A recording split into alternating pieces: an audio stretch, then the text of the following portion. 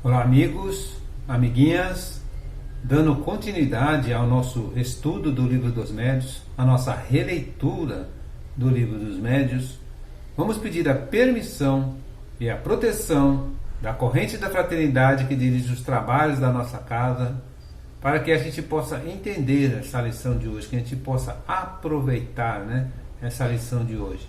Então vamos pedindo a bênção, pedindo energias positivas para que nós consigamos entender esse trabalho de hoje. Que assim seja, graças a Deus, graças a Jesus. Nós estamos no capítulo 25 do Livro dos Médiuns, Semana passada nós fizemos as perguntas do item 282, nós fomos até o número 20 das perguntas, E hoje a gente vai continuar aqui da pergunta número 21 em frente, Já acharam aí? Já localizaram? O meu aqui é na página 154. Então, a questão 21. A diferença entre os espíritos bons e maus no tocante à solicitude com que atendem ao nosso chamado? Então, se você chama um espírito bom ou mau, existe uma diferença entre um ou outro, a maneira como ele vai te atender?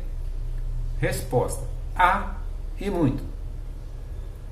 Os espíritos maus só atendem de boa vontade quando esperam dominar e enganar. Sentem viva contrariedade quando são forçados a se manifestar para confessar as suas faltas e procuram escapar como um colegial que se chama para repreender.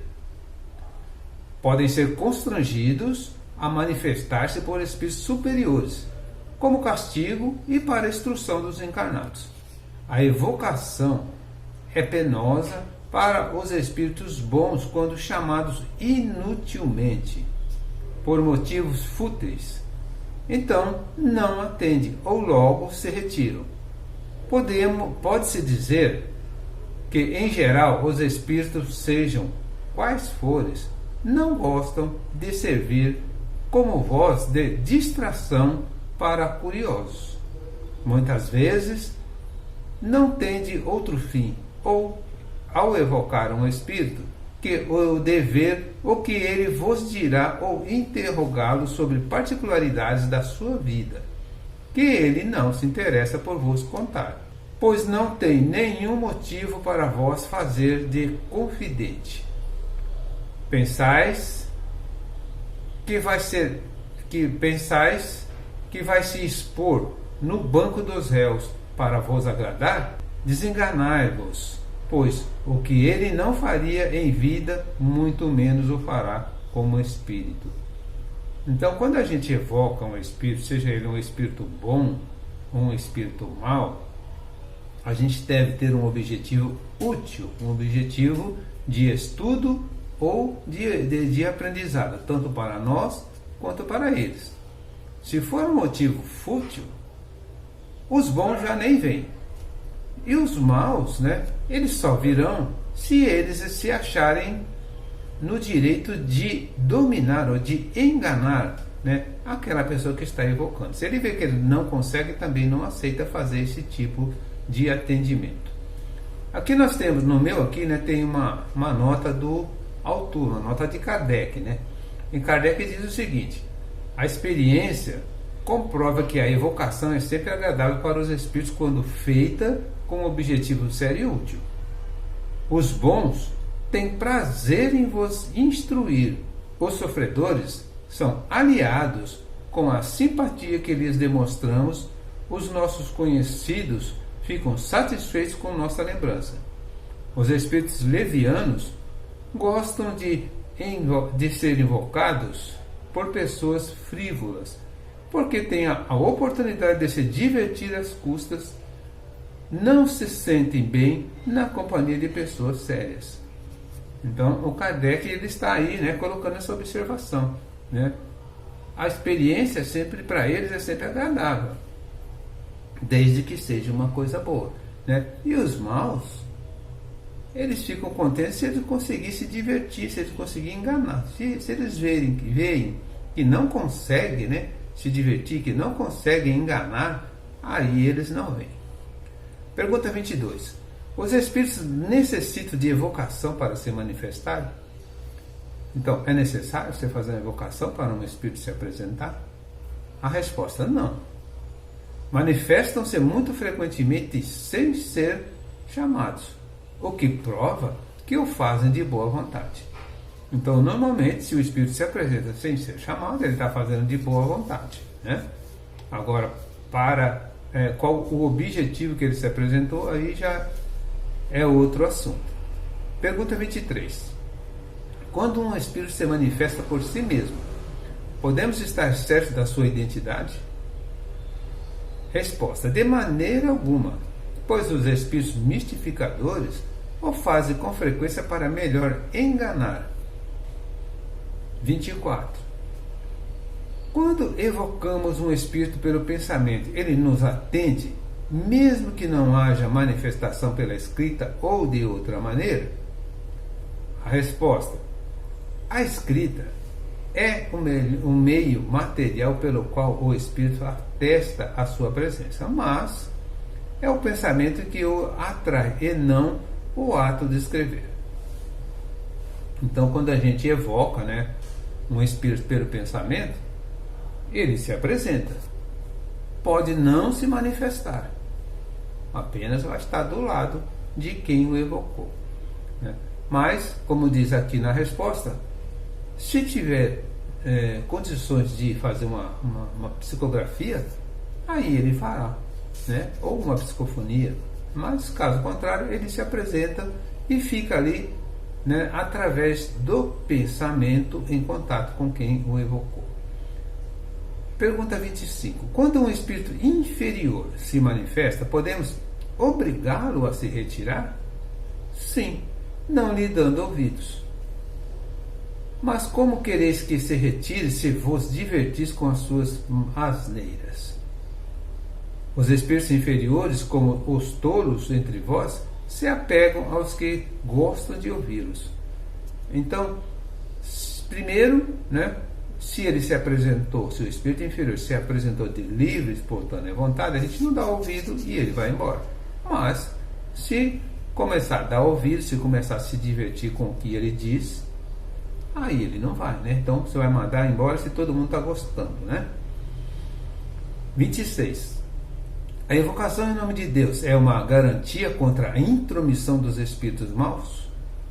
Nós já vimos essa pergunta aí em capítulos passados, né, em aulas passadas, né? A resposta: o nome de Deus não é um freio para todos os espíritos perversos, mas segura muito deles.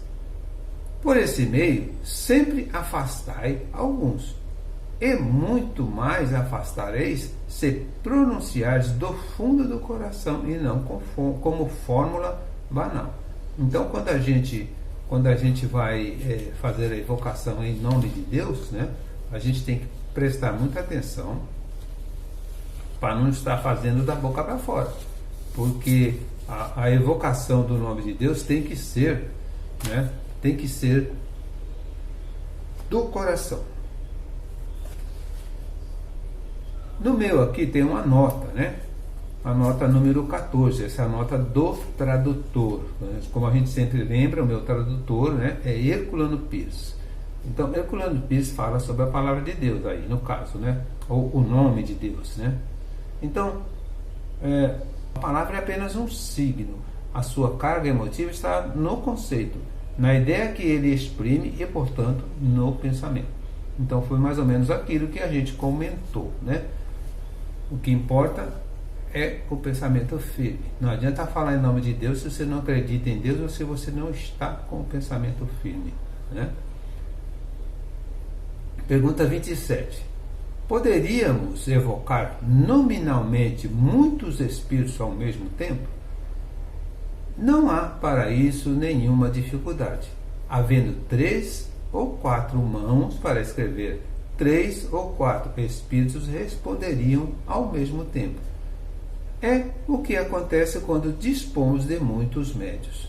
Então aqui ele está falando no caso de psicografia, né? Mas pode ser também a psicofonia. Quando a gente numa mesa, a gente tem vários médios, pode-se evocar vários espíritos, né? Pelo nome, cada um deles vai se aproximar de um dos médios e cada médio vai dar, né, aquela resposta ou aquele atendimento o qual foi chamado. 28. Quando muitos espíritos são invocados de uma vez com um médio só, qual o que responde? Então, essa é uma pergunta também muito boa, né? Às vezes a gente fica pensando, nossa, se eu estou rodeado de espíritos, qual que está dando a comunicação, né? Qual que está dando a resposta? Né? Então, a resposta aqui da pergunta 28, né, diz o seguinte: um deles responde por todos e exprime o pensamento coletivo. Então, normalmente, quando você chama sobre um assunto, ou quando são evocados sobre um assunto, eles vêm, né, com um pensamento coletivo, ou seja, eles vêm sobre aquele assunto, sobre aquela vibração, né, que a gente está emitindo. Então, quando um responde, ele está respondendo por todos, né? Da mesma maneira, quando a gente está na mesa mediúnica, né, e a gente atende um irmãozinho em sofrimento, né, a gente aconselha, a gente ajuda, né, a gente está ajudando aquele diretamente e indiretamente outros que estão ao redor com o mesmo problema. Então a gente atende vários, né, numa mesa mediúnica, cada um que dá comunicação, a gente está atendendo aí alguns ao redor com o mesmo problema. 29. O mesmo espírito poderia comunicar-se ao mesmo tempo, na mesma sessão, por dois médios diferentes? A resposta: tão facilmente como entre vós, certos homens ditam muitas cartas de uma vez. E aqui nós temos também uma observação de Kardec, né? Vimos um espírito responder ao mesmo tempo para dois médios as perguntas que lhe faziam, por um em francês e por outro em inglês, sendo idênticas as respostas quanto ao sentido, e algumas mesmo verdadeiras traduções literais. Dois espíritos evocados simultaneamente por dois médios podem travar uma conversação, não necessitando dessa forma de comunicação, desde que leem reciprocamente seus pensamentos. Assim o fazem para nossa instrução. Se forem espíritos inferiores, estando ainda imbuídos das paixões terrenas e das ideias que tiveram na vida corpórea, pode acontecer que briguem e troquem palavrões, que se acusem mutuamente e até mesmo que atirem o lápis, as cestas, as pranchetas, etc., um no outro. Então, essa pergunta, né, tem vários entendimentos, né, mas um espírito ele pode sim se comunicar ao mesmo tempo, né, com dois médios, né, como o raio do sol, né, que ilumina várias posições, várias direções, né? Então o pensamento do espírito ele pode ir em várias direções e ele pode direcionar um pensamento para um e outro pensamento para outro, como eu disse aqui no texto, na observação de Kardec, né? O espírito passava uma comunicação em francês e a outra em inglês, né? Para médios diferentes. Agora, no caso de um espírito inferior, né? Aí primeiro ele não tem essa evolução para poder se comunicar com dois médios ao mesmo tempo. Ele vai se comunicar com um só. Porém, se for dois espíritos inferiores com dois médios sobre o mesmo assunto, aí eles podem se divergir entre si, né, e trocar agressões, como diz aqui, né? Eu tenho também uma nota número 15, que é a nota do meu tradutor, né? E a nota número 15, ela diz o seguinte: a leitura recíproca do pensamento refere-se aos espíritos mais adiantados. Então, no caso, né, os espíritos mais adiantados, eles conseguem sim ler os nossos pensamentos e os deles também, um do outro. Já o espírito inferior, ele consegue ler os nossos pensamentos, né?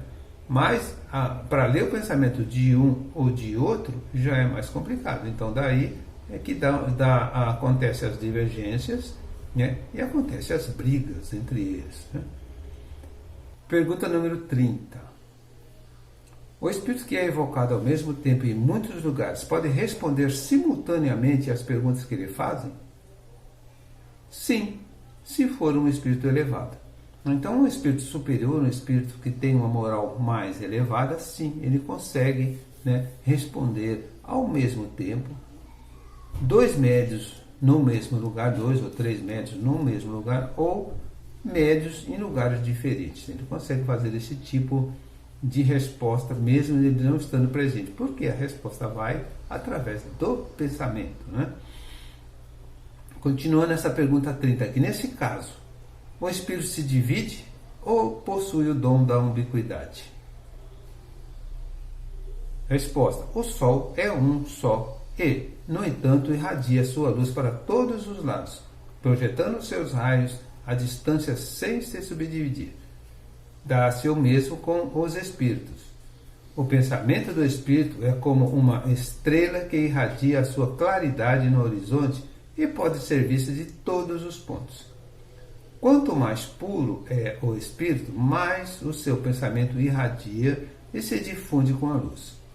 Os espíritos inferiores são mais materiais, não podem responder a mais de uma pessoa de cada vez e não podem atender a nossa evocação se já foram chamados em outro lugar.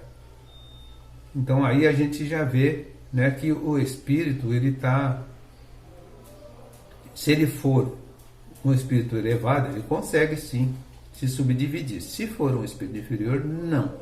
Continuando aqui, né, um espírito superior chamado ao mesmo tempo em 2 lugares tenderá às 2 evocações se elas forem igualmente sérias e fervorosas. Em caso contrário, dará preferência à mais séria. Eu tenho também uma observação, né, uma nota do meu tradutor, a nota número 16. Aí o meu tradutor ele diz o seguinte: a informação dos espíritos sobre a irradiação dos pensamentos está hoje cientificamente provada pelas pesquisas parapsicológicas. Então, hoje, né, já é provado que os espíritos podem sim responder, né, as perguntas, as evocações, né, 2 ou 3 ou mais ao mesmo tempo, né, eles conseguem irradiar o seu pensamento. Também temos uma observação do autor, do Kardec. Dá-se ao mesmo tempo com o homem que, de um mesmo lugar, pode transmitir seu pensamento por meio de sinais que são visíveis de várias direções. Numa sessão da Sociedade Parisiense de Estudos Espíritas, em que a questão da ubiquidade estava em discussão, um espírito ditou espontaneamente a comunicação seguinte: discutir sobre a hierarquia dos espíritos quanto à ubiquidade. Comparai-nos a um aeróstato que se eleva pouco a pouco no ar, enquanto ainda rasteja na terra. Só um pequeno círculo de pessoas pode ver.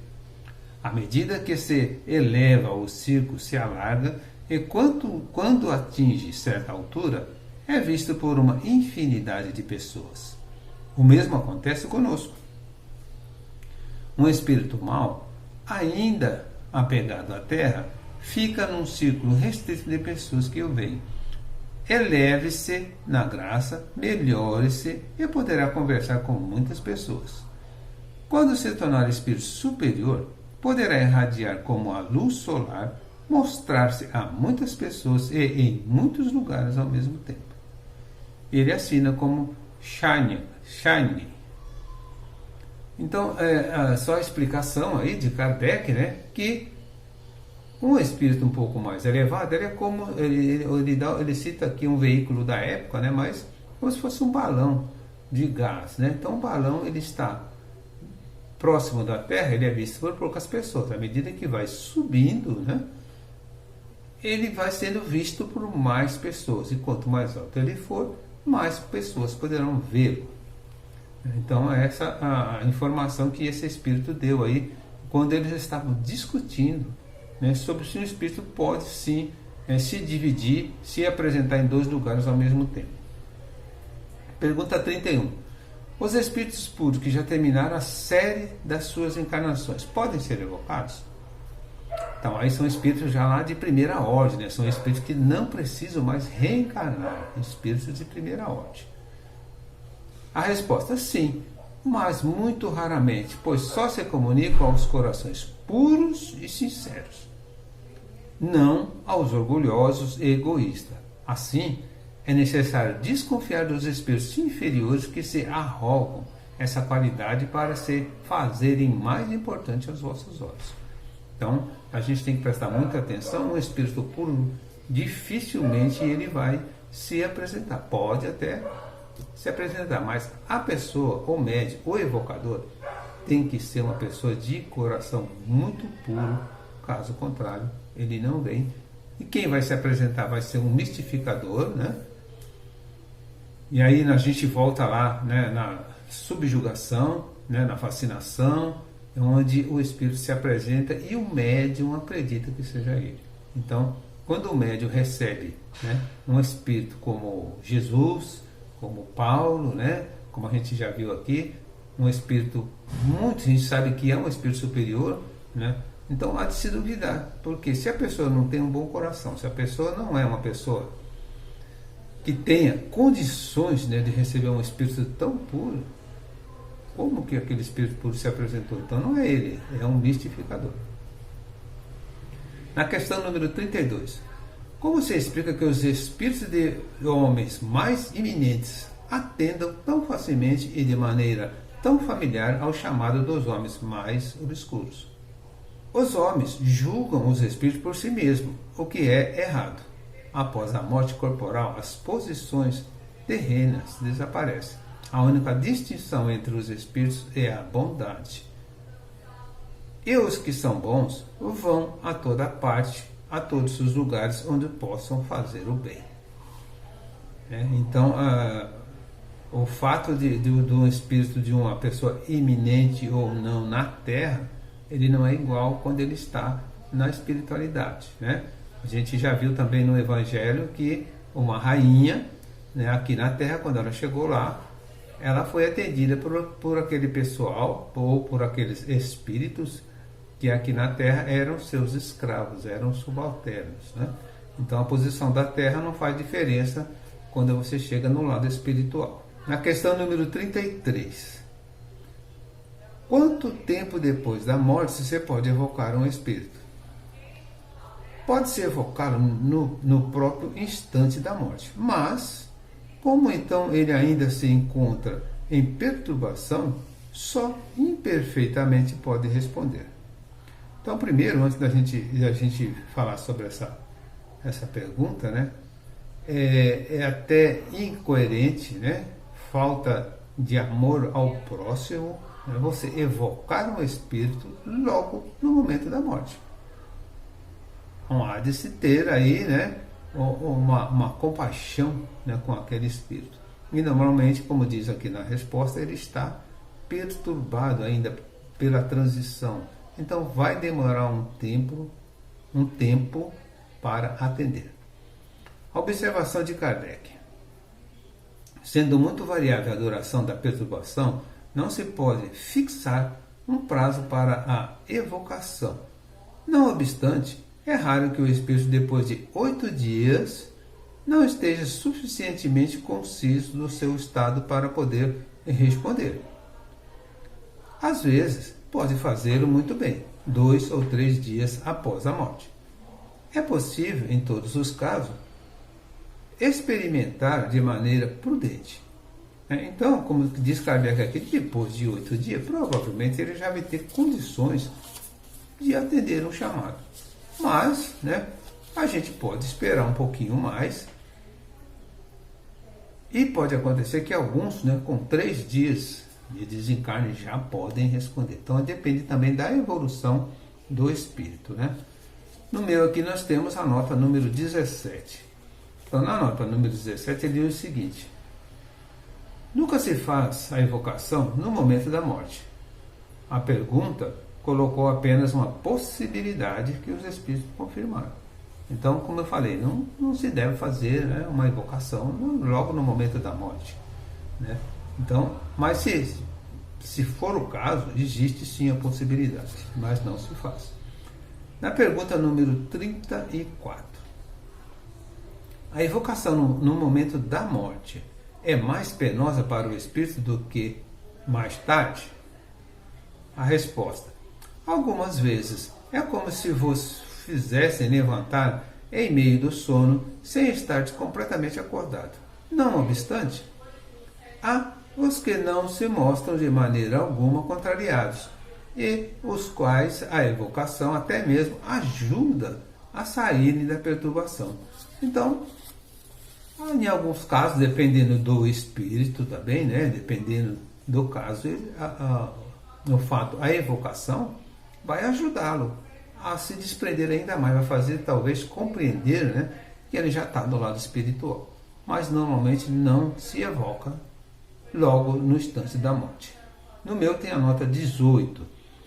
Então a nota 18 diz o seguinte: as evocações se processam desde os tempos primitivos entre todos os povos. Então isso já existe há muito tempo, né? Os casos propriamente espíritas se limitam a algumas experiências de pesquisa científica. Então, nos casos, né, isso acontecia antigamente, né, mas com a pesquisa de Kardec, com o estudo de Kardec, né, então só foi feito isso para efeito de pesquisa. Pergunta número 35. Como pode o espírito de uma criança morta em eternidade responder conscientemente se quando em vida corpórea ainda não tinha consciência de si mesmo? A alma da criança é um espírito ainda envolto nas faixas da matéria, mas, liberto da matéria, goza das suas faculdades de espírito, porque os espíritos não têm idade. Isso prova que o espírito da criança já viveu. Não obstante, até que esteja completamente liberto, pode conservar na linguagem alguns traços do caráter da criança, né? Então, se evocar um espírito de uma criança, né, não é porque o corpo físico ainda era criança que o espírito também vai ser criança, não. O espírito, né, já é muito antigo, né, já teve muitas vidas, então pode responder normalmente, né? E se ele conservar, né, os traços, né, a maneira de falar de criança, é porque ainda está meio envolvido com a matéria, ainda está um pouco preso com a matéria, mas nada tem a ver uma coisa com a outra. E também é diferente, né, quando em alguns trabalhos espíritas, né, apresentam-se espíritos dizendo ou se apresentando como crianças.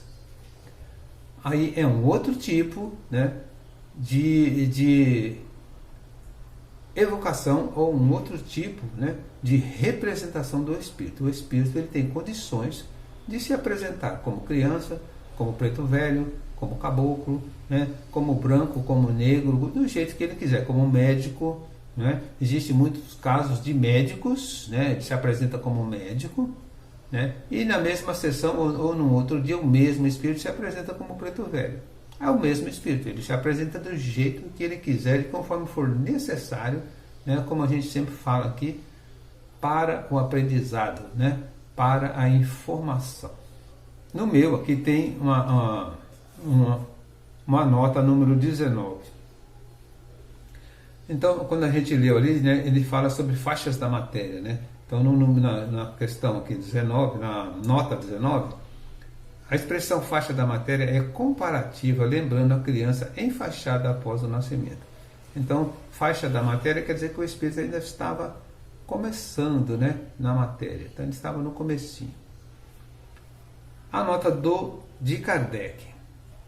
A influência corpórea que perdura mais ou menos no espírito da criança, às vezes também se nota no espírito dos que morreram loucos.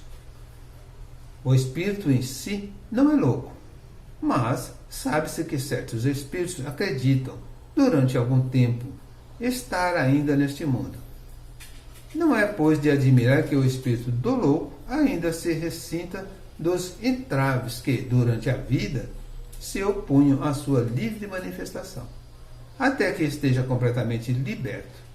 Esse efeito varia segundo as causas da loucura, porque há loucos que recobram toda a lucidez imediatamente após a morte. Então, em alguns casos, de espíritos que desencarnaram como loucos, durante algum tempo ele continua se apresentando como louco. É como eu acabei de falar, no item anterior, o espírito que se desencarna com o corpo ainda criança, ele traz traços da criança. Mas depois de um certo tempo ele entende que já está no mundo espiritual, se liberta das amarras da matéria e passa a se comportar normalmente. Terminamos aqui, Na próxima semana a gente vai para o item 283. Então agradeço a todos a boa vontade, Não esqueçam de se inscreverem no meu canal, deixa lá um like, para que a gente possa continuar com esse trabalho.